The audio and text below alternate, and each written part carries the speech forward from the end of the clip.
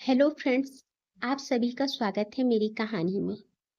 एक बार देवी सत्यभामा ने देवी रुक्मिणी से पूछा कि दीदी, क्या आपको मालूम है कि श्री कृष्ण जी बार बार द्रौपदी से मिलने क्यों जाते हैं? कोई अपनी बहन के घर बार बार मिलने थोड़ी ना जाता है। मुझे तो लगता है कुछ गड़बड़ है। ऐसा क्या है जो बार बार द्रौपदी के घर जाते हैं? तो देवी रुक्मिणी ने कहा, बेकार की बातें मत करो। ये बहन भाई का पवित्र संबंध है।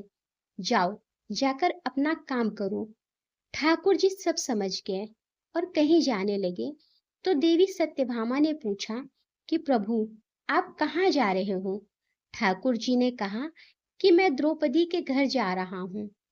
अब तो सत्यभामा जी और बेचैन हो गई और तुरंत देवी रुक्मिणी से बोली, देखो दीदी, फिर वही द्रौपदी के घर जा रहे हैं। कृष्ण जी ने कहा कि क्या तुम भी हमारे साथ चलोगी? तो सत्यभामा जी फौरन तैयार हो गई और देवी रुक्मिणी से बोली कि दीदी, आप भी मेरे साथ चलो और द्रौपदी को ऐसा मजा चखा के आएंगे कि वो जीवन भर याद रखेगी। देवी रुक्मिणी भी तैयार हो गई। जब दोनों देवियां द्रौपदी के घर पहुंची तो देखा कि द्रौपदी अपने केस संवार रही थी।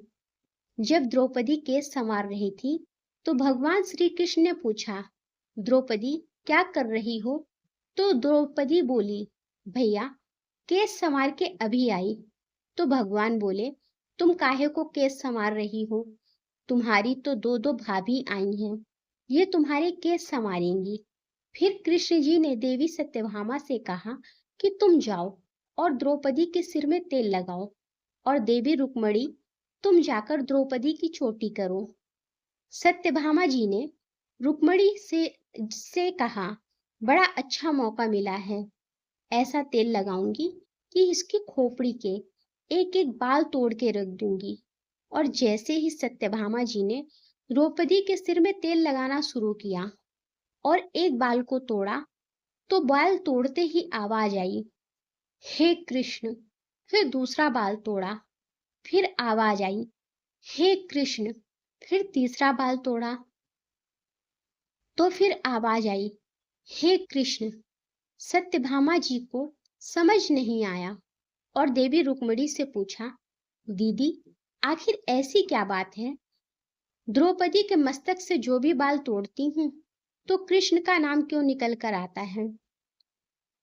रुक्मिणी जी बोली, मैं तो नहीं जानती। पीछे से भगवान बोले, देवी सत्यभामा, तुम देवी रुक्मिणी से पूछ रही थी कि मैं दौड़ दौड़ कर इस द्रौपदी के घर क्यों जाता हूँ?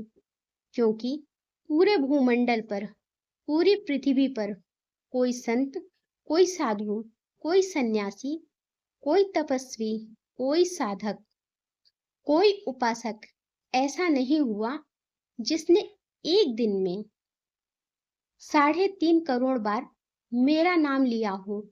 और द्रौपदी केवल ऐसी है जो एक दिन में 3.5 करोड़ बार मेरा नाम लेती है।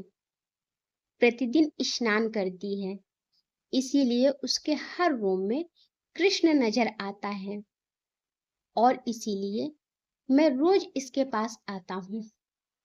इसे कहते हैं स्नान, जो देवी द्रौपदी प्रतिदिन किया करती थी। हम जो हर रोज साबुन, शैम्पू और तेल लगाकर अपने तन को स्वच्छ कर लिया, इसको केवल नहाना कहा गया है।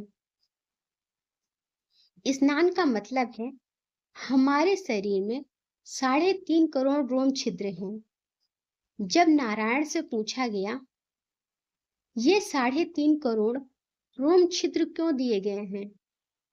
तो नारायण ने कहा, जब मनुष्य 3.5 करोड़ बार भगवान का नाम ले लेता है, तब जीवन में एक बार उसका स्नान हो पाता है। इसको कहते हैं स्नान। जय जय श्री राधे कृष्णा जी। जय श्री कृष्ण। अगर आपको कहानी अच्छी लगी हो तो लाइक करें और मेरे चैनल को सब्सक्राइब करें। धन्यवाद।